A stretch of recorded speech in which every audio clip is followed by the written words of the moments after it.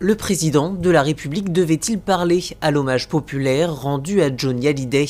La question avait divisé les Français le 9 décembre dernier, un débat auquel Emmanuel Macron s'attendait.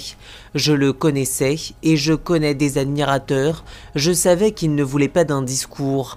J'ai passé une nuit à l'écrire en sachant parfaitement que ce discours ne servirait à rien, que les gens n'en voulaient pas et surtout pas d'un discours du président de la République, explique le chef de l'État dans une interview accordée à la Nouvelle Revue Française, dont Le Monde relaie les principaux extraits. Une nuit de travail donc pour l'un des discours sans doute les plus redoutés. L'émotion populaire se moque des discours. Le jour des obsèques, je savais très bien que la foule qui était là n'était pas acquise.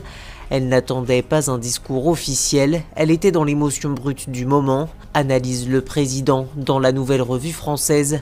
Si au début de son intervention on entend quelques sifflets, après 11 minutes de discours, le public lui semble acquis en majorité et finit par applaudir de façon unanime son idole. Les gens ne vous reconnaissent comme l'un des leurs que si vous prouvez que vous êtes capable de partager leurs émotions, que vous ne les prenez pas de haut.